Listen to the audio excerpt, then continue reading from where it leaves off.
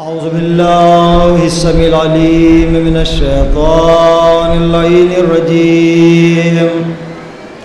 بسم الله الرحمن الرحيم. الحمد لله رب النور العظيم ورب الكرسي الرفيع ورب البحر المسجور ومنزل التوراة والإنجيل والزبور ورب الظل والحرور ومنزل القرآن العظيم ورب الملائكة المقربين والصلاة والسلام على أشرف الأنبياء والمرسلين وخاتم النبيين سيدنا ونبينا وطبيب نفوسنا صاحب قاب قوسين جد الحسنين المكي المدني القرشي الهاشمي المطلبي مولانا أبي القاسم محمد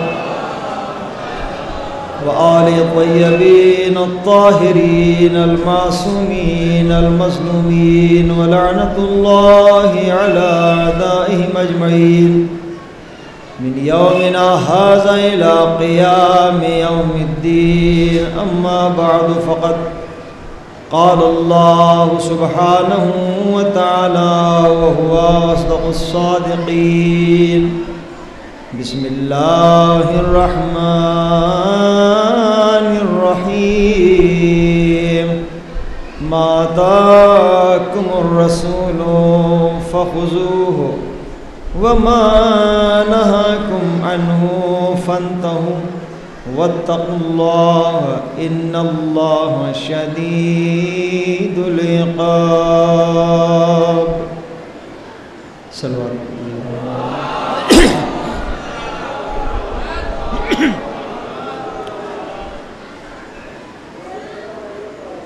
محبان محمد و آل محمد، ارباب اعضا،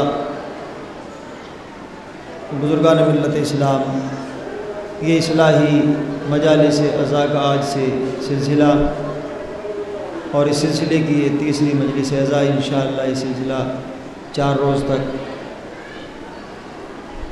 جاری و ساری رہے گا. ہم اور آپ دور دراز کا سفر طے کر کے یہاں پر آئے ہیں. دعا ہے کہ جتنے بھی یہاں پر مومنین اور مومنات اپنے نیک حاجات لے کر آئے ہیں، بطفیل امیر کائنات ان کی مرادیں پوری ہوں اور وہ خیریت کے ساتھ جس طرح یہاں پر آئے ہیں اسی طرح اپنے وطن بھی لوٹیں. جو بیمار ہیں ان کو شفا عطا ہو، جو مقروض ہیں ان کا قرض ادا ہو، جو پریشان حال ہیں ان کی پریشانی دور ہوں اور اسی طرح یہ سلسلہ قائم و دائم رہے. میں بہت ہی اختصار کے ساتھ، معذرت کے ساتھ، کیونکہ مجھے بہت تیزی کے ساتھ یہاں سے فوری طور پر ایک لکھنؤ کا طولانی سفر بھی طے کرنا ہے. میں یہ چاہتا ہوں کہ اگر ممکن ہو تو صلوات پڑھتے ہوئے تھوڑا تھوڑا آگے تشریف لے آئیں گے تاکہ آنے والے مومنین کے لیے جگہ بھی باقی رہے. اور گزارش ہے اگر آپ اوپر تشریف لے آئیں تھوڑا سا. میں بزرگان ملت سے درخواست کرتا ہوں کہ آئیے تشریف آپ آئیے اوپر آئیے. میں اس وقت کوئی خطابت نہیں کرنا چاہتا ہوں، حالانکہ مجھے کل آنا تھا، کل مجلس تھی، لیکن مجھے آج مجبوری تھی، اس بنا پر میں حاضر ہوا. اس وقت میں یہ بات کہنا چاہتا ہوں کہ اتنا مجمع، اتنے افراد، اتنے سامعین، بہت سے نبیوں کو اسلام کی تبلیغ کے لیے میسر نہیں ہوئے جتنے افراد یہاں پر موجود ہیں. تو آپ بہت ہیں لوگ گھبرا جاتے ہیں کہ اب کیا ہوگا، مجلس ٹھنڈی ہو جائے گی، اب کیا. لیکن میں کہنا چاہتا ہوں کہ ایک فرد ہی پوری ملت ہوا کرتی ہے، قوم کی ایک فرد ہی پوری ملت ہوا کرتی ہے. بس میں کچھ گزارشات، کچھ اہم باتیں اپنے بھائیوں تک، اپنی بہنوں تک اور اپنے نوجوانوں تک پہنچانا چاہتا ہوں. تھوڑا سا آپ مجھے سن لیں توجہ کے ساتھ. قبلہ حافظ صاحب تشریف لا چکے ہیں تو ادھر سے تائید ہوتی رہے گی. میں کچھ بس احادیث بیان کروں گا، نہ میں کوئی خطابت کروں گا نہ کچھ نکات ہیں. بس آپ سبحان اللہ ضرور کہتے رہیں تاکہ مجھے یہ معلوم ہوتا رہے کہ میری بات آپ تک پہنچ رہی ہے. میں نے جس سورہ حشر کی تلاوت کا شرف حاصل کیا ہے وہ اس سورہ حشر کی 7ویں آیت، جس کا لفظی ترجمہ کہ جو رسول تمہیں دیں اسے لے لو اور جس سے روک دیں اس سے رک جاؤ. واتقوا اللہ، اور اللہ کا تقوی اختیار کرو، متقی بن جاؤ. ان اللہ شدید العقاب، بے شک اللہ کا عذاب سب سے بڑا ہے، سخت ہے، شدید ہے. یہ لفظی ترجمہ ہے اور اہل سنت کی بہت سی معتبر کتابوں کے پہلے صفحے پر بھی لکھا ہوا ہے. مشکوٰۃ شریف کی پہلے صفحے پر یہ آیت ہے کہ جو رسول تمہیں دیں اسے لے لو اور جس سے روک دیں اس سے رک جاؤ. کیونکہ رات بھی ایک پروگرام تھا، میں رات بھر جاگتا رہا، خستگی ہے. انشاءاللہ میں بہت آہستہ آہستہ کم وقت میں کچھ باتیں پیش کرنا چاہتا ہوں. بس ایک صلوات کے ذریعے مجھے بتا دیں کہ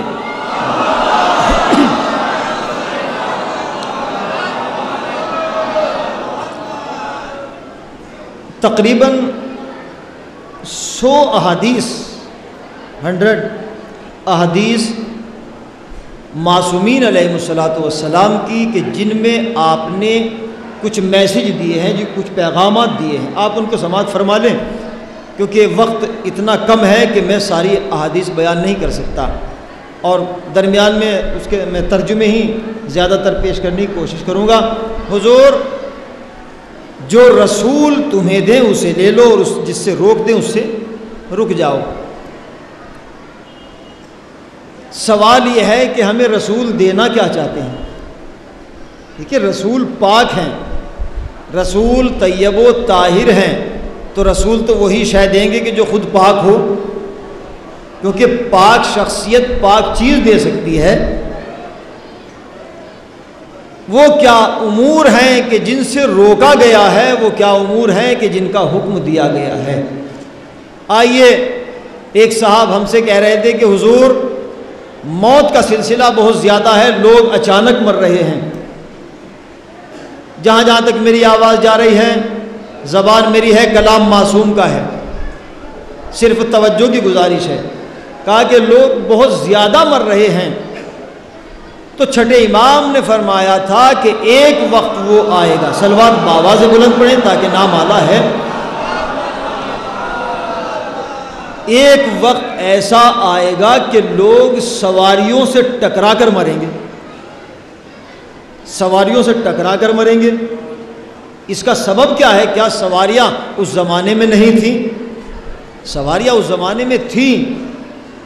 ٹریفک اس دور میں ہے. اس کا سبب یہ ہے ان الانسان عجولا، انسان کی فطرت میں جلدی بازی ہے.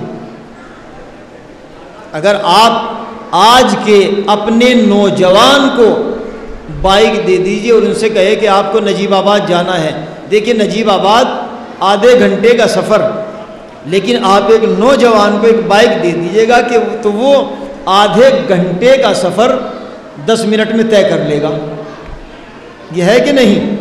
ہم نے ایک گاڑی کی پشت پر لکھا ہوا دیکھا کہ جلدی کرنے والے جلدی چلے گئے. بڑا اچھا میسج تھا. صلوات پڑھیں بر محمد والا. جلدی کرنے والے جلدی چلے گئے. ان الانسان عجولا، انسان کی فطرت میں جلد بازی ہے. اور اگر حیات چاہیے تو صبر ضروری ہے. اگر حیات چاہیے، زندگی چاہیے، دیکھیے میں آج نہ خیبر پڑھنا چاہتا، نہ خندق، نہ بدر، نہ احد، نہ حنین، نہ ادھر ادھر جاؤں گا، بس صرف میں باتیں پہنچانا چاہتا ہوں۔ کلام معصوم کا ہے، زبان میری ہے، تو سبحان اللہ کی تو آواز آنا ہی چاہیے، یہ حق بھی بنتا ہے۔ تو بزرگان ملت اسلام، انسان کی فطرت میں جلد بازی ہے کہ جو انسان جلد بازی کرتا ہے اس کا نقصان ہوتا ہے، وہ ہلاک بھی ہو سکتا ہے۔ اگر حیات چاہیے تو صابر بنو، امام فرماتے ہیں اگر زندگی چاہیے تو صبر کرو، سکون سے جائیے، سکون سے آئیے، اس لیے کہ زندگی انمول ہے، زندگی ہمارے لیے ایک نعمت عظیم ہے، اس کی قدر کرو۔ امام فرماتے ہیں اس کی قدر کرو۔ حضور میں ٹھہر کر ایک بات کہنا چاہتا ہوں، قبلہ موجود ہے، اللہ نے انسان کی حیات کو فرض کیجئے 80 برس، اب تو بہت کم ہو رہی ہیں، 70 75۔ پہلے میں نے ابھی تقریباً 10-15 روز پہلے میں سنگاپور میں تھا، تو وہاں پر میں نے دیکھا کہ 100 سال کے بزرگ ایکسرسائز کر رہے تھے، دوڑ رہے تھے، کتنی محبت ہے انہیں اپنی زندگی سے۔ توجہ چاہ رہا ہوں، ہم 60 سال کے ہو جانے کے بعد بستر کیوں پکڑ لیتے ہیں، مایوس ہو جاتے ہیں کہ نہیں بس اب تو معاملہ ختم ہو چکا ہے۔ ایسا نہیں ہے، اسلام زندگی چاہتا ہے، اسلام حیات چاہتا ہے، اسلام کہتا ہے اچھا کھاؤ، اچھا پہنو، اچھی زندگی گزارو۔ اور یہ زندگی اچھی کب گزرے گی؟ توجہ چاہ رہا ہوں، حیات انسان کی اگر 80 برس کی ہے تو انسان اپنی 80 برس کی حیات کو بڑھا بھی سکتا ہے اور گھٹا بھی سکتا ہے۔ دیکھیے کوئی خطابت نہیں ہے، لیکن ماشاءاللہ آپ کی سماعتیں بیدار ہیں تو مجھے بہت اچھا محسوس ہو رہا ہے، کیونکہ یہاں سے کبھی کبھی بہت سی باتیں ایسی ہیں کہ جو نہیں پہنچائی جاتی، جو بہت اہم ہوتی ہیں۔ میں دوسری خطابت میں بھی جا سکتا ہوں، لیکن میں ایک فریضے کے طور پر میں اپنے چھوٹے بھائیوں تک بات پہنچانا چاہتا ہوں۔ دیکھیے ہر اس کام میں جلدی مت کیجئے کہ جس میں خطرہ ہو۔ امام فرماتے ہیں سارعوا فی الخیرات، نیک کاموں میں جلدی کرو۔ ہائے ہائے، دیکھیے بات ہے، نیک کاموں میں جلدی کیجئے۔ وقت نماز ہوا تو فوراً مسجدوں میں چلے جاؤ، مجلس کا وقت ہوا تو فرش عزا پر آ جاؤ، اس لیے کہ فرش عزا پر ہمارے آنے سے پہلے معصومہ کونین انتظار کرتی ہیں، یہ شرف ہے عزاداروں کا۔ سارعوا فی الخیرات، نیک کاموں میں جلدی کرو، نمازیں جلدی پڑھو، بیوہ کی مدد کرنے میں جلدی کرو، یتیم کی مدد کرنے میں جلدی کرو۔ کہیں ایسا نہ ہو کہ جو فریضہ ہمارے اوپر ہے اس سے پہلے موت ہمیں اپنی آغوش میں سلا دے۔ آئیے اب میں بات پہنچانا چاہتا ہوں، آپ کی توجہات باقاعدہ ہے۔ وہ اچھے عمل کے جن سے انسان کی حیات بڑھتی ہے وہ کیا ہے؟ اجازت ہے تو میں بیان کر دوں، اور اگر اجازت نہ ہو تو پھر مجھے خیبر خندق کی طرف آنا پڑے گا، مجھے معلوم ہے، تجربہ ہے۔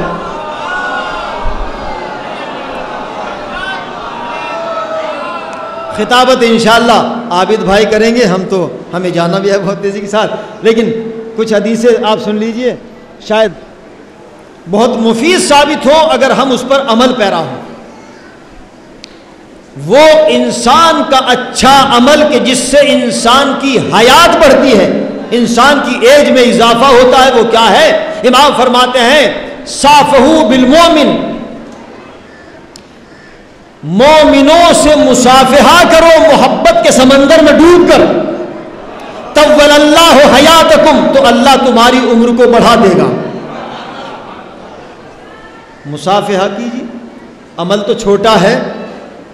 امام فرماتے ہیں کہ جو انسان مسجد کے اندر چراغاں کرتا ہے تو جب تک مسجد میں وہ نور باقی رہے گا، آپ نے 20 روپے کا بلب لگایا، جب تک وہ نور اس میں باقی رہے گا، اس نور میں جتنے لوگ نماز پڑھتے رہیں گے تو آپ کو اس کا ثواب ملتا رہے گا۔ بہت آہستہ میں پڑھ رہا ہوں۔ امام فرماتے ہیں کہ جو انسان مسجد میں جھاڑو لگاتا ہے، جھاڑو ہم اپنے گھروں میں کوڑا کرکھٹ برداشت نہیں کر سکتے اور جس کا عظیم گھرانہ ہو کم سے کم یہ توفیق تو ہو جائے. ہم ایک جا کر حضور مسجد میں پہنچے تو وہاں پر ہم نے کہا کہ بھائی ہمیں نماز پڑھنا ہے. ایک بارات میں چلے گئے, وہاں پہ ایک مسجد نماز پڑھنا تھی, کہا کہ حضور چلیے. تو جیسے ہم مسجد میں پہنچے تو وہاں پر تالا لگا ہوا تھا. خیر کس طریقے سے وہ تالا کھولا تو نہیں گیا بلکہ توڑا گیا. بہرحال اب جب مسجد میں پہنچے تو وہاں ایک لوٹا وہ بھی الٹا پڑا ہوا تھا, ایک مصلی تھا اس پہ گرد و غبار تھی. وہی قوم زندہ ہیں کہ جن کی عبادتیں آباد, عبادت گاہیں آباد ہیں, اور وہ قوم مردہ ہیں کہ جن کے مسجدوں میں جالے ہیں. نہیں کیجیے. بس امام فرماتے ہیں کہ جو انسان مسجد کے اندر جھاڑو دیتا ہے, جتنے ذرات مسجد کے ذریعے سے, جھاڑو کے ذریعے سے مسجد سے صاف ہوتے ہیں, اتنے ہی گناہ فرشتے اس کے نامہ اعمال میں درج کرتے چلے جاتے ہیں, اور اتنے ہی گناہ اس کے بخش دیے جاتے ہیں. دیکھیے ایسی باتوں پر نعرے نہیں لگتے, لیکن یہ آپ جذبہ محبت اہل بیت کے سمندر میں ڈوب کر آپ نے ایک بات کہی, آپ تک بات پہنچی تو آپ نے نعرہ لگایا. اچھی بات ہے. امام فرماتے ہیں جو انسان کسی سے خوش اخلاقی سے پیش آتا ہے طول اللہ حیاتہ, اللہ اس کی عمر کو بڑھا دیتا ہے, اللہ اس کی عمر میں اضافہ کرتا ہے. جو انسان کسی یتیم کے سر کے اوپر دست شفقت پھیرتا ہے, جتنے ہاتھ کے نیچے بال آتے ہیں اللہ اس کے تمام گناہوں کو معاف کر دیتا ہے. دیکھیے سبحان اللہ سب کو کہنا چاہیے, میں واہ واہ نہیں چاہتا ہوں, بس سبحان اللہ کہتے رہیے. بات معصوم کی ہے, زبان میری ہے, میں اس لیے کہہ رہا ہوں سبحان اللہ کے لیے تاکہ مجھے معلوم ہوتا رہے کہ میری بات پہنچ رہی ہے. پھر امام فرماتے ہیں کہ اگر کوئی انسان, ہماری مائیں بہنیں بھی سنیں, اگر کوئی انسان بیمار ہو جائے تو اس کی عیادت کے لیے جاؤ. عیادت کے لیے اس لیے جاؤ کہ جب تم عیادت کے لیے اس کے پاس پہنچو گے تو اس کا آدھا مرض ختم ہو جائے گا. سلامت رہیں, آباد رہیں, اس کا آدھا مرض ختم ہو جائے گا. اور جتنے قدم اٹھا کر ایک انسان, ایک مومن یا مومنہ کی عیادت کے لیے جاتا ہے تو فرشتے ایک قدم اٹھانے پر 70 نیکیاں اس کے نامہ اعمال میں درج کرتے ہیں, 70 گناہ اس کے بخش دیے جاتے ہیں.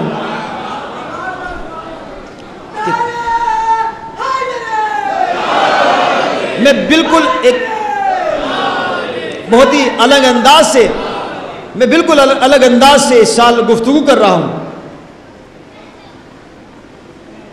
اب سنیے, امام فرماتے ہیں انا اکمل المؤمنین ایمانا واحسنهم اخلاق, مکمل مومن وہ ہے جس کا اخلاق اچھا ہو. جس کا اخلاق اچھا ہو. بد اخلاق سچا حسینی نہیں ہو سکتا. صلوات پڑھو بر محمد و آل محمد. اگر حسینی بننا ہے تو با اخلاق ہونا چاہیے. اخلاق اچھا ہو. اچھے اخلاق کا فائدہ یہ ہے کہ اللہ انسان کی عمر میں اضافہ کرتا ہے, اس کی عمر کو بڑھا دیتا ہے کہ جس کا اخلاق اچھا ہو.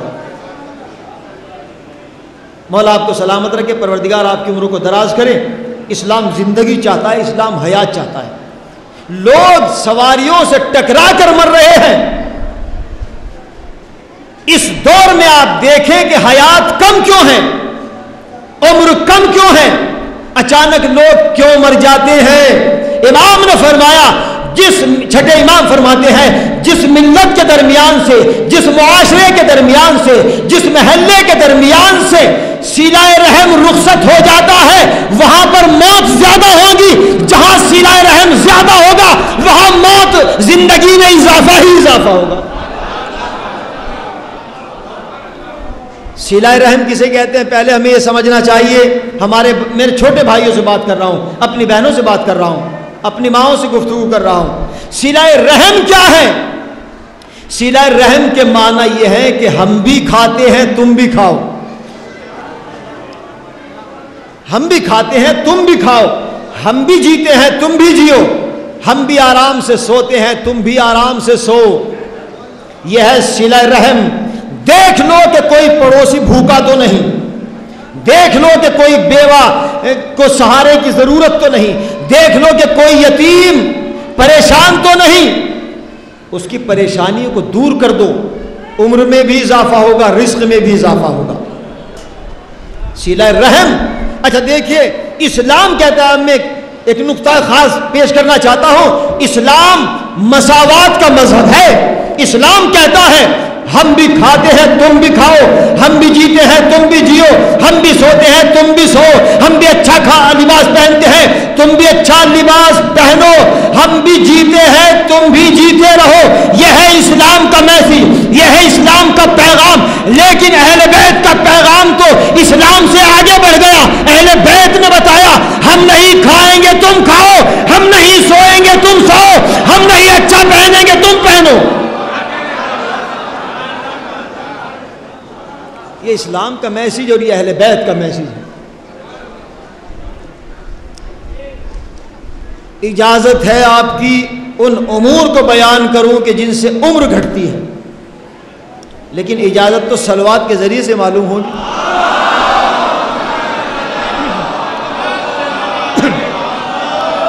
بس میرا دل چاہتا تھا کہ میں بہت سی باتیں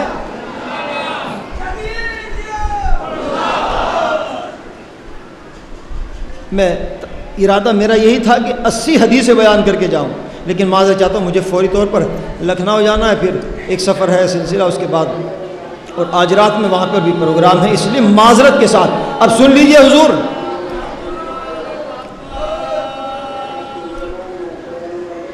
جہاں جہاں تک میری آواز جا رہی ہے میں میسج پہنچانا چاہتا ہوں، اور وہ میسج کیا ہے؟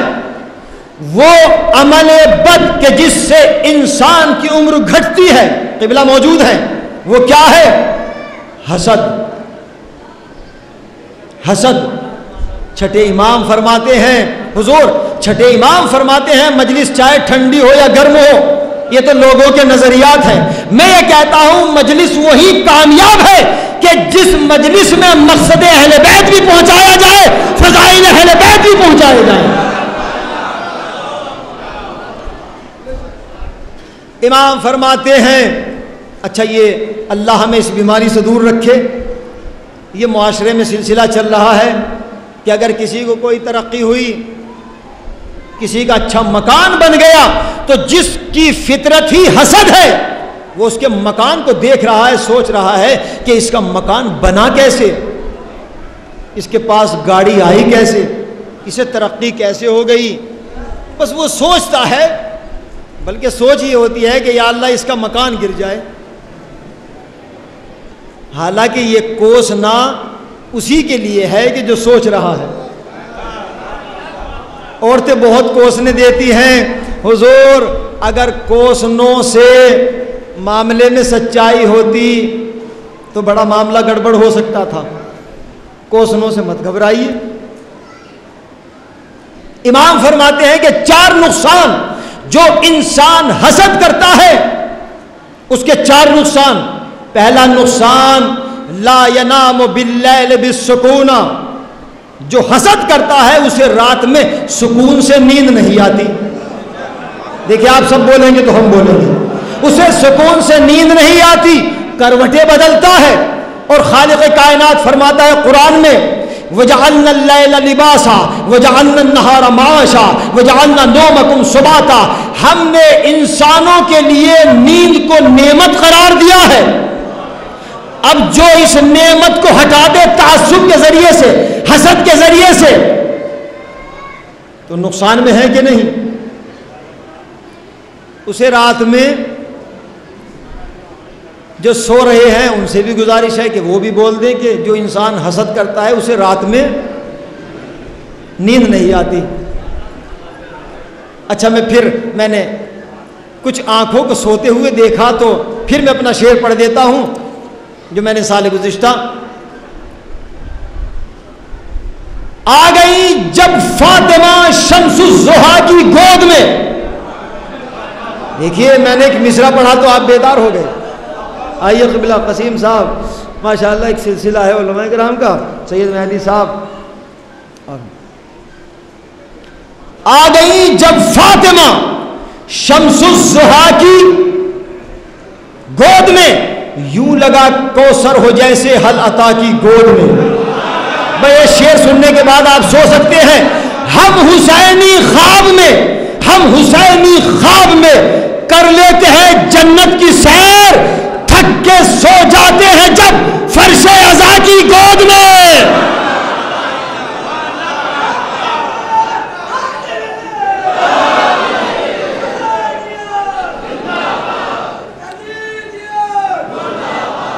اب دیکھیے رات میں اگر میں چیخ کر پڑھوں گا تو میری آواز بیٹھ جائے گی، مجھے رات میں محفل میں بھی پڑھنا ہے لکھنؤ، بہرحال میری باتیں پہنچ جائیں۔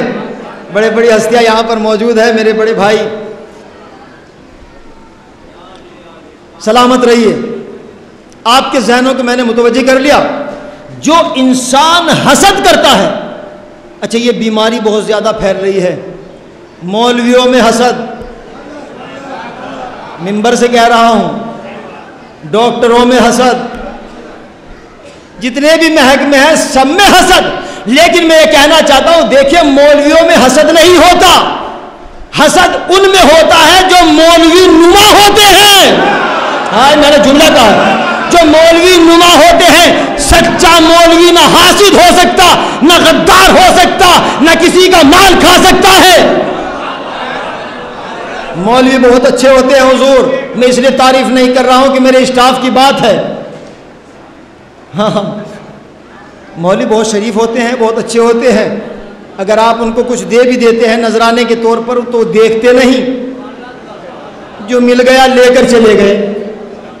اور آج کل تو ہم نے دیکھا ہے بہت سے ہمارے شعراء لینے کے بعد کچھ بے شرم شعراء تو ایسے ہیں وہیں پر لفافہ کھول کر کہہ دیتے ہیں کیا یہی ہماری اوقات تھی؟ اس کا مطلب یہ ہے کہ کیا نذرانے کے اعتبار سے اس کی حیثیت ہے؟ ذکر اہل بیت کا کوئی انمول ہو ہی نہیں سکتا۔ میں جو بات کہنا چاہتا ہوں میں کھل کے کہہ رہا ہوں، ان ذاکروں سے بچیے اور ان شاعروں سے بچیے جو اپنے خرافاتی عقیدوں کو یہاں پر لا کر پیش کر دیتے ہیں اور بگاڑ پیدا کرتے ہیں نوجوانوں پر۔ جو زیورات عورتوں کے لیے مخصوص ہے آج نوجوانوں کے کانوں میں دیکھیے، میری سمجھ میں نہیں آتا، صلوات پڑھے بر محمد والا۔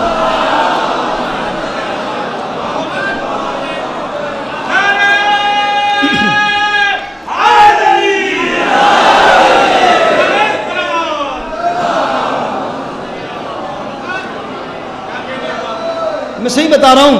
اور جب ہم سیریا میں رہتے تھے، شام میں رہتے تھے، تو وہاں سے لندن سے، جرمنی سے، ہالینڈ سے، بیلجیم اور بہت سی جگہوں سے قافلے آیا کرتے تھے، تب یہ بیماری نہیں تھی۔ یہ بیماری ہوئی ہے 8-10 سال کے اندر۔ قبلہ موجود ہے، 10 سال کے اندر سیریا میں لوگ جاتے ہیں، بالکل صاف ستھرے ہو کے جاتے ہیں، ان کے بال بھی صحیح ہوں گے، میں کیوں بیان کر رہا ہوں، میں پاگل ہوں، ان کا لباس صحیح ہوگا، لیکن جب لوٹ کر آئیں گے تو بس میں ان کا حلیہ بھی نہیں بیان کر سکتے، میرے پاس الفاظ ہی نہیں، کیونکہ ان کا حلیہ بیان کرنے کے لیے پڑھے لکھے کا ہونا ضروری ہے۔ صلوات بر محمد وآلہ۔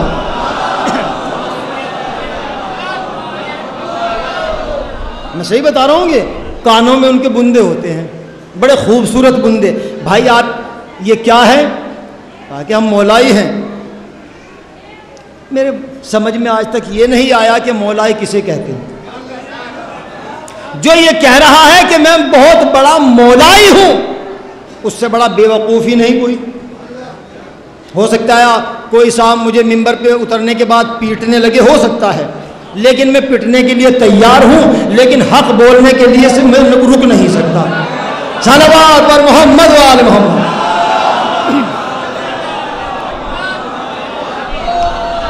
حضور ابھی میں حیدرآباد میں تھا 4-5 روز پہلے، وہاں پر عجیب مجھے افسوس ہوتا ہے افسوس ہوتا ہے کیونکہ میری بات یہاں سے پوری دنیا میں جا رہی ہے. یہ المیہ کیوں ہے حضور؟ قبلہ موجود ہیں. ایک جگہ پر میں نے دیکھا کہ علماء آیت اللہ خوئی، آیت اللہ شارودی، آیت اللہ بروجردی، آیت اللہ خمینی، آیت اللہ سیستانی، تمام مراجع کرام کے جن کے ذریعے سے آپ یہاں پر ہیں. میں کیا کہہ رہا ہوں؟ جن کے ذریعے سے آپ یہاں پر ہیں، جنہوں نے قربانیاں دے کر عزاداری کو بچا کر ہمیں ایک پلیٹ فارم پہ لا کر کھڑا کر دیا، وہ مراجع کرام ہیں، علماء کرام ہیں. میں نے خود دیکھا. میں عالمیہ بیان کر رہا ہوں، میں تقریر نہیں کر رہا ہوں، میں خطابت نہیں کر رہا ہوں. جو بکے ہوئے ذاکر ہوتے ہیں ان کو بلایا جاتا ہے، بکے ہوئے شاعر ہوتے ہیں. ظاہر ہے میں تو یہ کہتا ہوں کہ بکتا وہی ہے کہ جو 12 والا نہ ہو. جو 12 کا ایمانی نہ ہو وہی تو بکے گا. آئیے تشریف لائیے. میرے پاس بھی فون آیا، میں نے کہا نہیں. کہا کہ جو آپ کہیں گے ہم آپ کو وہی دیں گے، لیکن آپ آ جائیے. ہم نہیں گئے، بالکل نہیں گئے. وہاں پہ کیا ہوتا ہے؟ ایک پروگرام ہوتا ہے، ایک محفل ہوتی ہے. بہرحال معلوم ہے، میں اپنے چھوٹے بھائیوں کو بتا رہا ہوں کیا ہوتا ہے. جہاں پر محفل ہوتی ہے، عزاخانے کے دروازے سے لے کر اسٹیج تک مراجع کرام کی تصاویر نیچے زمین پر ڈال دی جاتی ہیں، اور ڈالنے کے بعد اس کے اوپر سے ان کو گزارا جاتا ہے. افسوس کی بات ہے، ان کے اوپر سے گزرتے ہیں. جو گزر گیا وہ ان کا ہو گیا. یہ ہے. لہذا یہ جراثیم ادھر بھی آ رہے ہیں. خدا کے لیے کوشش کیجئے کہ اگر ہم کچھ نہیں کر سکتے تو دفاع تو کر ہی سکتے ہیں کم سے کم. لہذا مجھے بہت سی باتیں کرنا تھی.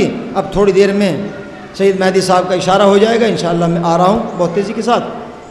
تو بہرحال کچھ طاغوتی طاقتیں چاہتی ہیں کہ ہمیں اپنے عقیدوں سے ہٹا دے. لیکن میں یہ کہنا چاہتا ہوں کہ جس کا ایمان 12 پر ہے، نہ وہ ملنگ ہو سکتا، نہ وہ پاگل ہو سکتا، نہ وہ اخباری ہو سکتا، وہ نہ دیوانہ ہو سکتا. ایک ایسی صلوات پڑھ دیں تاکہ مجھے معلوم ہو کہ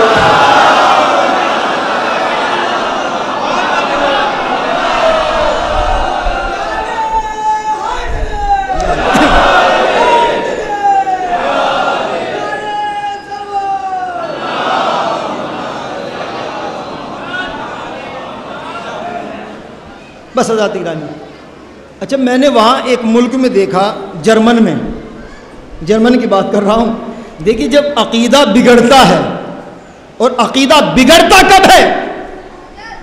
جب 12 کے راستے سے انسان ہٹ جاتا ہے. ایک صاحب، ہم مجلس پڑھ رہے تھے وہاں پہ، اشرا پڑھ رہے تھے جرمنی کے اندر. ایک صاحب بے موقع کھڑے ہو کر نعرہ لگا دیا کرتے تھے، بے موقع. اچھا، وہ فضائل میں بھی روتے تھے، سیاہ لباس پہنتے تھے، اب بھی پہنتے ہیں. تو ظاہر ہے کوئی ذاکر جاتا ہے تو وہ متاثر ہوتا ہے کہ بھائی بہت بڑے.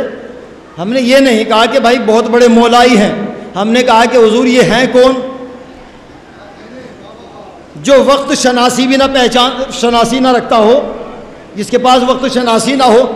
بھائی یہ کون ہے؟ کہا کہ حضور یہ بہت بڑے مولائی ہیں. بھائی مولائی کیسے ہیں؟ کہا کہ حضور اتنے بڑے مولائی ہیں کہ یہ پورے سال اس سیاہ لباس میں رہتے ہیں. یہاں تک انہوں نے 21 حج کیے ہیں، اور 21 حج بھی اسی سیاہ لباس میں کیے ہیں. بات نہیں پہنچی میری. 21 حج شلوار قمیض میں جو سیاہ لباس پہنتے تھے، اسی لباس میں انہوں نے حج کیے. یہ بہت بڑے مولائی ہیں. میں نے کہا انہوں نے اہل بیت کو بھی ناراض کیا، اللہ کو بھی ناراض کیا. جو شریعت محمدی کے خلاف خانہ کعبہ میں جا کر طواف خانہ کعبہ کرے، منا میں قربانی دے، وہ کوئی عمل قابل قبول نہیں ہو سکتا. اس لیے کہ شریعت کے خلاف جتنے امور ہوں گے، دن بھر انسان مصلی پر بیٹھا رہے لیکن شریعت کے خلاف ہو. یہ معاملہ کیوں ہوا حضور؟ یہ اس لیے ہوا کہ 14 کا راستہ بھول گئے، بھلا دیا گیا. بس حضرات گرامی، میں بات کو تمام کر دوں. میں نے شروع کیا تھا، خدا کے لیے میں اپنے بھائیوں سے گزارش کر رہا ہوں کہ جو ساؤتھ سے گندے جراثیم عقیدوں کو بگاڑنے کے لیے آ رہے ہیں ان کا دفاع کیا جائے. اگر آپ کے دلوں میں کربلا بسی ہے، آپ کے دلوں میں 14 معصومین کی محبتوں کے چراغ روشن ہے، تو انشاءاللہ آپ کو کوئی گمراہ کر نہیں سکتا، کوئی گمراہ نہیں کر سکتا. گمراہ وہی ہوتے ہیں جو بک جاتے ہیں، اور کوئی حسینی بک نہیں سکتا. جس کا وجود ہلکا ہوگا وہی بکتا ہے، حسینی کا وجود کبھی بک نہیں سکتا. لہذا گزارش ہے اس پر کنٹرول کیا جائے. میں اپنے اسٹاف سے بھی گزارش کروں گا، آئیے ہم سب مل کر طاغوتی طاقتوں کا مقابلہ بھی کریں، دفاع بھی کریں، تاکہ سلسلہ وہیں پر ختم ہو جائے، اور وہی اسلام کے جو رسول لے کر آئے تھے، جو حسین نے بچایا تھا، وہ اسلام چلتا رہے اور انشاءاللہ قائم و دائم رہے گا. شریعت محمدی میں کسی کو حق نہیں ہے کہ وہی اس میں کوئی ترمیم کر سکے، کوئی اضافہ کر سکے. میں نے اپنی بات کو پہنچا دیا، میں نے کوئی خطابت نہیں کی، کوئی نقطہ بیان نہیں کیا. میں اس بات کو پوری کرتا ہوں کہ حسد کے حوالے سے جو انسان حسد کرتا ہے، لا ینام باللیل بالسکون، اسے رات میں حضور نیند نہیں آتی سکون سے، جیسے کچھ لوگوں کو اب آ رہی ہے، نیند نہیں آتی. اچھا نیند یہاں کیوں آتی ہے؟ میں نے شعر پڑھا تھا کہ ہم حسینی خواب میں کر لیتے ہیں جنت کی سیر، تھک کے سو جاتے ہیں جب فرش عزا کی گود میں. یہیں سکون ملتا ہے، تو ظاہر ہے نیند بھی آ جانی چاہیے. لیکن یہ بات سن لیں تو امام فرماتے ہیں پہلا نقصان حسد کرنے والے کا، اب وہ حاسد چاہے مولویوں میں ہو، چاہے شاعروں میں ہو، یا کسی بھی سلسلے میں ہو، اگر کوئی حسد کرتا ہے رات میں اسے سکون سے نیند نہیں آتی. دوسرا نقصان، اس کا بلڈ جلتا ہے، اس کا خون جلتا ہے. اگر انسان کے جسم میں خون نہ ہو تو وہ مردہ ہے، اور اسلام مردوں کا مذہب نہیں ہے، اسلام زندگی چاہتا ہے. اسلام زندگی چاہتا ہے، اسلام حیات چاہتا ہے. امام چھٹے امام فرماتے ہیں کہ تیسرا نقصان، سنیں گے آپ، بس آواز آتی رہے سبحان اللہ کی. تیسرا نقصان امام فرماتے ہیں قصر اللہ حیاتہ، اللہ اس کی عمر کو گھٹا دیتا ہے. کس کی عمر کو گھٹاتا ہے؟ جو انسان جلتا ہے کسی کی ترقی کو دیکھ کر. قسیم صاحب گاڑی پہ جا رہے تھے، میں نے دیکھا میرے پاس تو ہے نہیں، ان کے پاس کہاں سے آئی؟ یہ مولویوں کا بھی عالم ہے، میں صحیح بتا رہا ہوں، لیکن ان مولویوں کا نہیں جو اچھے مولوی ہیں، باعمل ہیں، جو 1-2 سال مدرسوں میں پڑھنے کے بعد، 1-2 مجلس رکھنے کے بعد.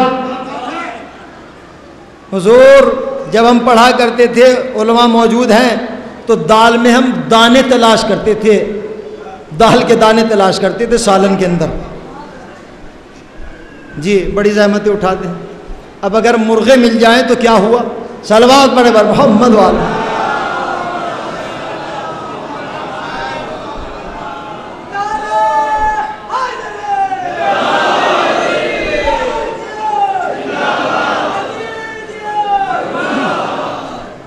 بس آتی ہے. تو تیسرا نقصان دیکھیے، جب مولویوں کی داد آ جائے تو پھر کوئی پریشان ہونے کی ضرورت نہیں ہے، سب چاہنے والے. تیسرا نقصان، اس کی عمر کم ہو جاتی ہے. چوتھا نقصان چھٹے امام فرماتے ہیں کہ اس کا ایمان رخصت ہو جاتا ہے. جب انسان کے پاس ایمان ہی نہ ہو تو کیسی نماز، کیسی مجلس. تبرک تقسیم کرتے رہیے، دل میں بغض و حسد کی آگ ہے، حسین قبول نہیں کریں گے، چاہے عورتیں ہو یا مرد ہو۔ خدا ہمیں اس بیماری سے دور رکھے۔ دوسری بیماری کیا ہے؟ تکبر، غرور، بناوٹ۔ کل ہم کچھ اور تھے، آج ہم کچھ اور ہو گئے، تو پھر اب ہمارے زمین پر پاؤں نہیں ہیں، زمین پر پاؤں نہیں ہیں، زمین پر اکڑ کر چل رہے ہیں۔ بھائی کیا بات ہے آج؟ کہا کہ بس آج ہم ہی ہیں۔ اسے معلوم نہیں کہ جو تکبر کر رہا ہے اور زمین پر اکڑ کر چل رہا ہے، خدا نے کہا ہے وَلَا تَمْشِ فِي الْأَرْضِ مَرَحًا، زمین پر اکڑ کر مت چلو، ایک وقت وہ بھی آئے گا کہ یہ زمین تمہیں اپنے جیسا بنا لے گی۔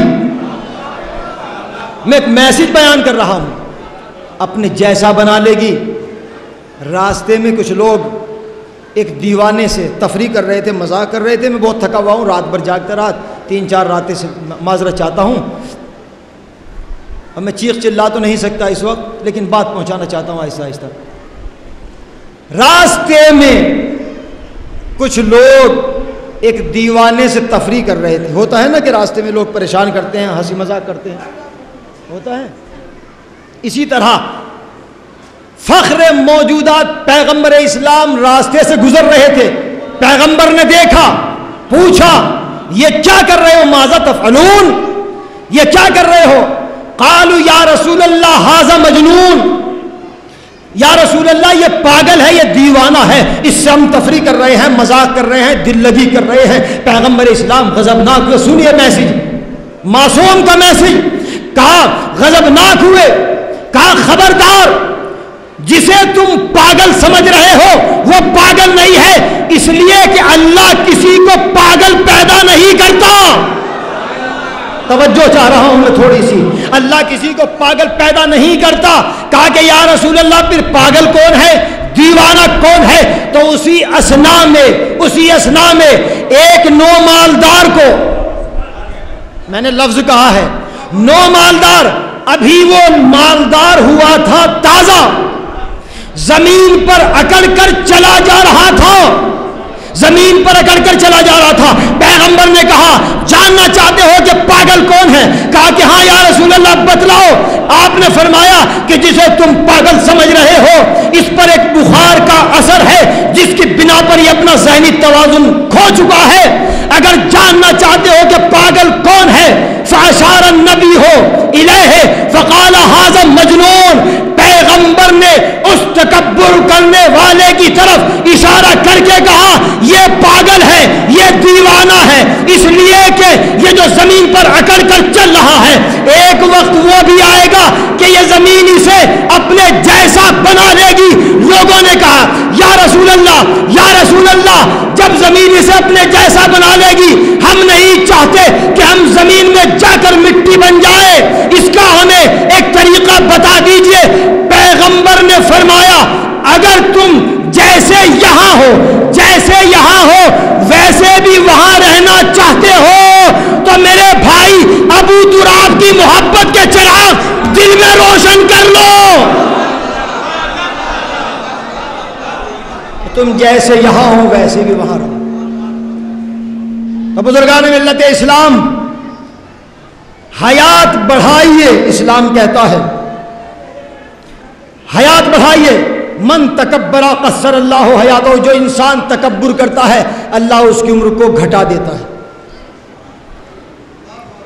دعا کیجئے اگر کسی کو اچھا مکان ملا، وقت ہو گیا، اگر کسی کو اچھا مکان مل جائے، گاڑی مل جائے تو حسد نہ کیجئے، بلکہ خوش ہو کر اللہ سے دعا کیجئے کہ پروردگار جس طرح تو نے اسے نوازا ہے مجھے بھی نواز دے۔ تو پروردگار اسے نواز دیتا ہے، اس کی عمر کو بڑھا دیتا ہے۔ اللہ ہمیں تکبر سے دور رکھے، غرور سے دور رکھے، ریاکاری سے دور رکھے، حسد سے دور رکھے۔ اور میں تو یہی کہتا ہوں کہ جہاں پر حسد ہوگا، جس دل میں حسد ہوگا، جس دل میں تکبر ہوگا، جہاں ریاکاری ہوگی، وہاں حسینیت نہیں ہو سکتی۔ حسین پاکیزہ دلوں میں ہیں، اور یہ بیماریاں نجس ہیں۔ جہاں یہ بیماریاں ہوں گی وہاں حسینیت نہیں آ سکتی۔ میں نے بیان کو تمام کر دیا اور کچھ بھی بیان نہیں کیا۔ جہاں یہ بیماریاں ہوں گی وہاں معرفت اہل بیت نہیں ہو سکتی۔ اگر ہمیں سچا حسینی بننا ہے تو پھر عمل ضروری ہے، محبت ضروری ہے، ایکتا ضروری ہے، اتحاد ضروری ہے۔ بغض و حسد نفاق کو دلوں سے نکال کر، اور میں تو یہی کہتا ہوں کہ اگر یہ بیماریاں ختم ہو جائیں تو سارے معاملے ہمارے آسان ہو سکتے ہیں۔ اسد اللہ کو ہم رب کی رضا کہتے ہیں، وہ نصیری ہے جو حیدر کو خدا کہتے ہیں، وہ نصیری ہے جو حیدر کو خدا کہتے ہیں۔ برجستہ مجھے شعر یاد آیا، اوڑھ کر جس کو، کیا عظمت ہے معصومہ کونین کی، جنہوں نے بتایا کہ جو عورت حیا کرے گی اس کی عمر میں اضافہ ہوگا، جو باحیا ہوگی اس کی عمر میں اضافہ ہوگا، جو حجاب میں رہے گی اس کی عمر میں اضافہ ہوگا۔ اب میں ان کی عظمت کے حوالے سے شعر پیش کرتا ہوں اور اس کے بعد مسائل۔ اوڑھ کر جس کو محمد کو سکون مل جائے، بس اسے فاطمہ زہرا کی رضا کہتے ہیں۔ دیکھیے میں نے آہستہ شعر پڑھا ہے تو آپ نے آہستہ سے سنا ہے، ماشاءاللہ۔ بس اسے فاطمہ زہرا کی رضا کہتے ہیں، رضا کہتے ہیں۔ اپنی جانب سے تبرہ نہیں کرتے ہم لوگ، جن کو خالق نے کہا ان کو برا کہتے ہیں۔ دیکھیں میں نے جملہ بھی کہا ہے، مصرع بھی کہا ہے۔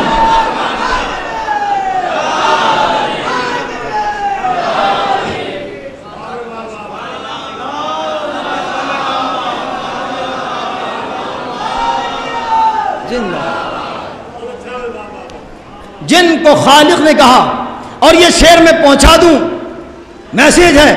ابھی میں سنگاپور میں پڑھ رہا تھا تو ایک پاکستانی صاحب کھڑے ہوئے اور کھڑے ہونے کے بعد کہا، حضور اس زاویے کا شعر ہزاروں کو سنا، یہاں پر سینکڑوں آئے، نہ سنا نہ ایسی بات۔ بہرحال میں پیش کر رہا ہوں، بات میری ہے۔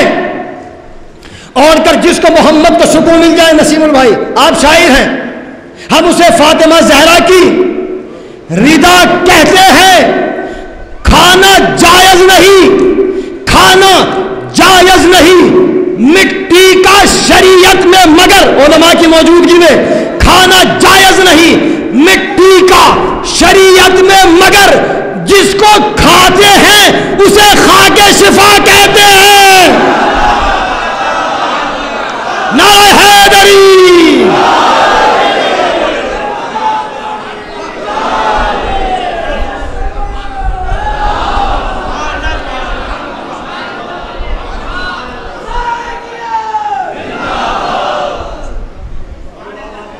شعر اچھا ہے نا؟ آپ کے مسکراتے ہوئے چہرے بتا رہے ہیں، جس کو کھاتے ہیں اسے خاک شفا کہتے ہیں۔ وقت کا تقاضا یہی تھا، اس وقت وقت کا تقاضا یہی تھا۔ بات تمام ہو گئی۔ جس کو کھاتے ہیں اسے آپ سب بولیں گے خاک شفا کہتے ہیں۔ سر اڑا سکتی ہے آدھا کے جو، سر اڑا سکتی ہے دشمن کے جو پتوں کی طرح، ہائے ہائے ہائے، سر اڑا سکتی ہے دشمن کے جو پتوں کی طرح، اس کو عباس کے نیزے کی ہوا کہتے ہیں۔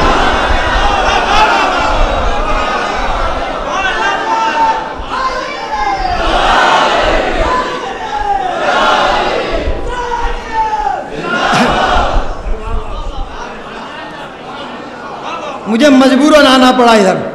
اس کو عباس کے نیزے کی، بولیے، ہوا کہتے ہیں۔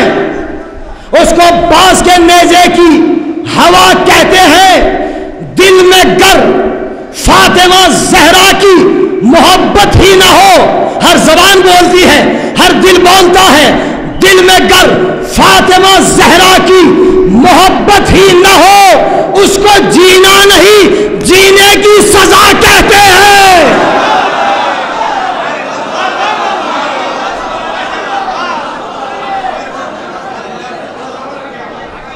اس کو جینا نہیں.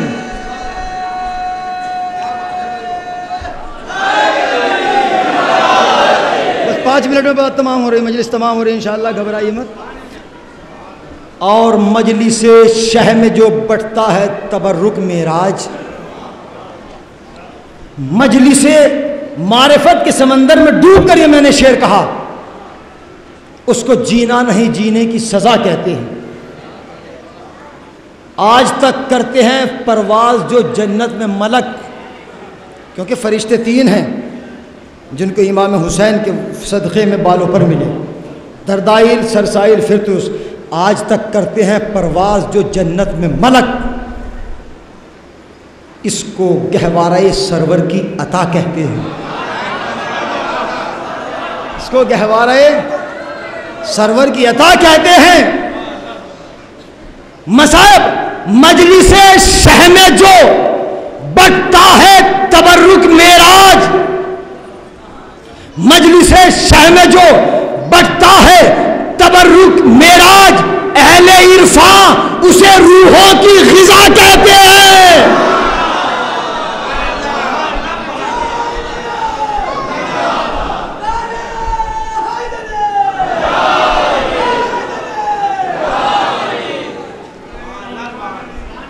یہاں رزق روحانی ملتا ہے علم عرفانی ملتا ہے. بس حضرات گرامی وقت ہو چکا. جو میں نے گزارشات کی ہیں ہمارا فرض بنتا ہے کہ ہم ان پر عمل پیرا ہونے کی کوشش کریں. بالخصوص نوجوان بھائی تکبر غرور بیماری ریاکاری دکھاوا یہ تمام بیماریاں اللہ ہمارے دلوں سے ان بیماریوں کو دور رکھے. اس لیے کہ جہاں یہ بیماریاں ہوں گی وہاں ایمان نہیں ہو سکتا اور جہاں ایمان ہوگا وہاں یہ بیماریاں نہیں ہو سکتی. اور ایمان طیب و طاہر قلوب میں اور یہ ہمیں میسیج ملا ہے کربلا سے. میسیج ملا ہے کربلا سے. اب یہ قبلہ مسائل میں بیان فرما رہے تھے وہیں سے میں بلا کسی تمہید کے آنا چاہتا ہوں. ابھی 28 رجب گزری. آپ اپنے وطن سے یہاں پر آئے لیکن آپ کو یقین ہے کہ لوٹ کر جائیں گے. لوٹ کر جائیں گے. اکبر کو معلوم ہے اون محمد کو معلوم ہے عباس کو معلوم ہے حسین کو معلوم ہے کہ ہم جا رہے ہیں لوٹ کر نہیں آئے. اجرکم اللہ زہرا ایام ازا کا سلسلہ 28 رجب سے. میں زیادہ مصائب نہیں پڑھوں گا. 28 رجب نام حسین سنتے ہی آنکھوں میں آ گئے. ان آنسوؤں کو کوئی بلانے نہیں گیا. اللہ اکبر. میں اکثر پڑھا کرتا ہوں میرے استاد آیت اللہ ناصری افغانی ابھی سال گزشتہ ان کا انتقال ہوا. دمشق میں حضور مجلس پڑھ رہے تھے. بہت اچھے خطیب تھے عربی زبان. انہوں نے ایک جملہ کہا عظمت مجلس کے حوالے سے اور میں سمجھتا ہوں کہ گریہ کرنے کے لیے کیا یہ کافی نہیں ہے. آپ بیان فرما رہے تھے کہ جب مجلس عذاب برپا ہوتی ہے چاہے وہ کسی بھی منزل پر ہو تو 3 بیویاں ضرور آتی ہیں. 3 بیویاں آتی ہیں. جنت البقیع سے شکستہ پہلو معصومہ کونین حضرت فاطمہ زہرا شام میں آتی ہیں اور آنے کے بعد جناب زینب کے روزے پر آ کے کہتی ہے زینب. ان کا میں گفتہ نقل کر رہا ہوں. زینب جس کو میں نے چکیا پیس کے پالا تھا اس کے چاہنے والوں نے مجلس کا فرش بچھایا ہے نہ چلو گی جناب زینب کی آواز آتی ہے، اماں کچھ فاصلے پر زندان شام میں میری سکینہ سو رہی ہے۔ عزادارو، عظمت پہچانے مجلس کی، جب تک فضائل ہوتے ہیں تو تینوں بیویاں بیٹھی رہتی ہیں، لیکن جب مصائب بیان ہوتے ہیں تو تینوں بیویاں کھڑی ہو کے بآواز بلند کہتی ہیں، واہ غربتا، واہ محمدہ، واہ حسینہ۔ اللہ کو کوئی غم نہ دے سوائے غم اہل بیت علیہم السلام کے۔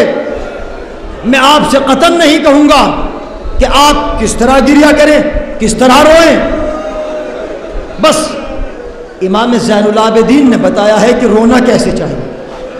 آپ آمادہ ہیں، میں زیادہ مصائب نہیں پڑھ سکتا، میری مجبوری ہے اور وقت بھی ہو چکا ہے۔ عظمت مجلس کو ہم پہچانیں۔ جب یہاں ہم دور دراز سے آئے ہیں تو مجلسیں سنیں، جو چیز مل جائے اسے لے لو جو صحیح ہو۔ آئیے، پہلا چاند امام زین العابدین نے واقعہ کربلا کے بعد جب مدینے میں آئے ہیں نا، تو سب سے پہلا چاند، آپ اپنے تصورات کو اس منزل پر پہنچائیے تو دل بھی روتا ہے، آنکھیں بھی روتی ہیں۔ عظمت کیا ہے مجلس کی، مائیں بہنوں محسوس کریں آپ، عظمت مجلس کیا ہے۔ امام زین العابدین نے مدینے میں بلندی پر جا کر سب سے پہلا محرم کا چاند دیکھا، اور محرم کا چاند دیکھنے کے بعد کربلا کا رخ کر کے مرثیہ پڑھا، قد قتل ابی عطشان، قد قتل ابی عطشان، ہائے میرا بابا پیاسا مارا گیا، ہائے میرا بابا پیاسا مارا گیا۔ اللہ اکبر۔ یہ مرثیہ کون پڑھ رہا تھا؟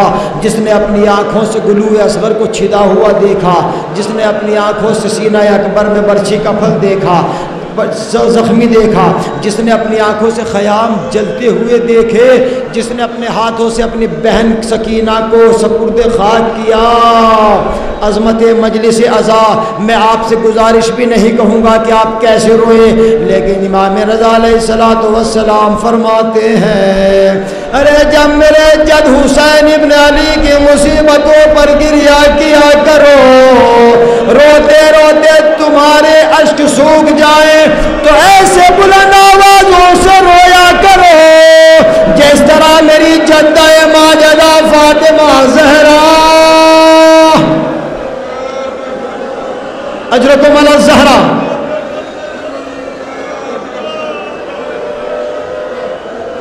میں نہیں کہوں گا کہ آپ کیسے روئیے، جہاں جہاں تک میری آواز جا رہی ہے میری گزارش ہے کہ فضائل میں آپ خستگی، تھکاوٹ محسوس کر سکتے ہیں، لیکن مصائب میں کبھی تھکاوٹ محسوس مت کیجیے گا، اس لیے کہ معلوم نہیں کس عزادار کے پہلو میں پرسے کے لیے علی مرتضیٰ آئے ہوں، کس خاتون کے پہلو میں دکھیاری ماں حسین کی فاطمہ زہرا آئی ہوں۔ امام زین العابدین نے محرم کا چاند دیکھا، اور دیکھنے کے بعد سنیں گے عظمت کیا ہے مجلس کی۔ اپنے گھر میں آئے، آنے کے بعد سید سجاد نے اپنے ہاتھ سے مجلس کا فرش بچھایا۔ ہم اور آپ جو عشرے برپا کرتے ہیں اپنے گھروں میں، چوتھے امام سے لے کر 11ویں امام تک یہ سلسلہ تمام اماموں نے قائم کیا۔ گھروں میں عشرے برپا کراتے تھے، ذاکرین کو بلاتے تھے۔ امام علی رضا علیہ السلام نے دوبل خزائی کو بلایا، کہا کہ مرثیہ پڑھو میرے جد کا، عاشور کا دن تھا، عاشور کا دن تھا، مرثیہ پڑھو، مرثیہ پڑھو میرے آج جد عباس کا مرثیہ پڑھو۔ یہ عظمت تھی جناب دابل خزائی کی۔ وقت کا امام فرش عزا پر ہے، دابل خزائی منبر پہ ہے، مرثیہ پڑھتے جا رہے تھے۔ امام نے فرمایا، اے دابل اپنے مرثیے میں ہمارا ایک بیت داخل کر دے، ایک شعر داخل کر دے۔ کہا کہ مولا آپ حکم فرمائیے۔ امام نے کہا کہ اس شعر کو پڑھو جس کا ترجمہ آپ سنیے گا، دل بھی روتا ہے، آنکھیں بھی روتی ہیں۔ اس شعر کا ترجمہ یہ ہے، نے کہا میرا سلام اس جد عباس پر کہ جب گھوڑے سے زمین پر آیا تو بازو نہیں تھے. آپ نے گریہ کر لیا, مصائب ہو گئے. دو جملے کہنے کی اجازت چاہتا ہوں. امام زین العابدین نے مجلس کا اہتمام کیا. اہتمام کرنے کے بعد ہم اور آپ تو مائک کے ذریعے سے اعلان کر دیتے ہیں کہ فلاں خانے میں مجلس برپا ہوگی, لیکن وقت کا امام ہے جو مجلس عظمت مجلس بیان کر رہا ہے, بتا رہا ہے. امام زین العابدین مدینے کی ایک گلی میں پہنچے, محلہ بنی ہاشم میں. ایک دروازے پر پہنچے, دق الباب کیا, آنے والے نے دروازہ کھولا. شاید میں نے سال گزشتہ اس روایت کو بیان کیا تھا, لیکن میں محسوس کر رہا ہوں جب دروازہ کھولا تو ایک چاہنے والا برآمد ہوا, ہاتھ جوڑ کے کہتا ہے قلبی فدا کا, روحی فدا کا, اے میرے سید و سردار, اے میرے امام, آپ نے آنے کی زحمت کیوں فرمائی؟ کسی کو بھیج دیا جاتا, میں خود حاضر ہو جاتا. امام کا جملہ سنیں گے, معرفت کی منزل ہے. امام نے فرمایا اے بھائی تجھے معلوم نہیں محرم کا چاند نمودار ہو چکا ہے, میرے گھر میں فرش عذاب بچھا ہے, تم مجلس میں ضرور آنا. امام دوسرے دروازے پر گئے, تیسرے دروازے پر گئے. تمام چاہنے والوں کو باخبر کرنے کے بعد سید سجاد اپنے گھر کے دروازے پر آ کر کھڑے ہوئے. دل تڑپتا ہے, تصورات اس منزل پر پہنچے. کیا کیا امام زین العابدین نے؟ آئے اور آنے کے بعد دروازے پر کھڑے ہوئے, اپنے دوش پر ایک چھوٹی سی مشک ڈالی, پانی سے بھری ہوئی کوزے میں پانی. جب کوئی عزادار شرکت مجلس کے لیے آتا تھا تو امام کہتے تھے اے بھائی ایک لمحے کے لیے ٹھہر جا, ایک لمحے کے لیے ٹھہر جا. امام کوزے میں پانی ڈالتے تھے اور کوزے جام میں آب اس کے سامنے پیش کرتے تھے اور اسے کہتے تھے اے بھائی, اے عزادار, اس تبرک کو ہماری طرف سے قبول کر لے, ہماری طرف سے قبول کر لے. سید سجاد پانی پلاتے جاتے تھے, مرثیہ پڑھتے جاتے تھے. ہائے میرا بابا پیاسا مارا گیا, ہائے میرا بابا پیاسا مارا گیا. میری گزارش ہے کہ فضائل میں تھکاوٹ تھی, ہو جائے کوئی شکوہ نہیں, لیکن مسائل میں مت تھکاوٹ محسوس کیجئے گا. اجرکم علی الزہرا. عزادارو آج مجلس کون پڑھے گا؟ آج خطابت کون کرے گا؟ آج مرثیہ کون پڑھے گا؟ آج خطیب وہی ہے, آج مرثیہ وہی پڑھے گا کہ جس نے اپنی آنکھوں سے جلتے ہوئے خیام دیکھے, جس نے اپنی آنکھوں سے سکینہ کے تماچے لگتے ہوئے دیکھے. سید سجاد منبر پہ تشریف لائے. لانے کے بعد اب امام نے, مختصر کیا میں نے, امام مسائب پڑھ رہے تھے. ایک عزادار سر جھکا کر رو رہا تھا.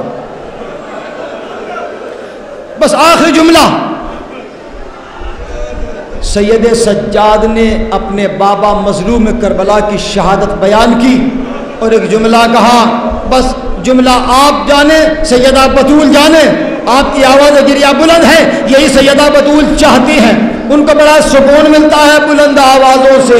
سید سجاد ایک مرتبہ منبر پہ تشریف لائے اور لانے کے بعد اپنے بابا کی مصیبتوں کو بیان فرما رہے تھے.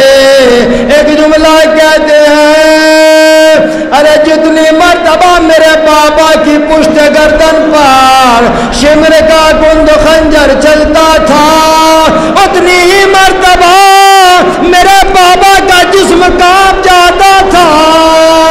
عزاداروں میں کورام برپا تھا, عزاداروں میں کورام برپا تھا. رونے کی آواز گویا آسمانوں کے پردوں سے ٹکرا رہی تھی. ایک عزادار سر جھکا کر رو رہا تھا.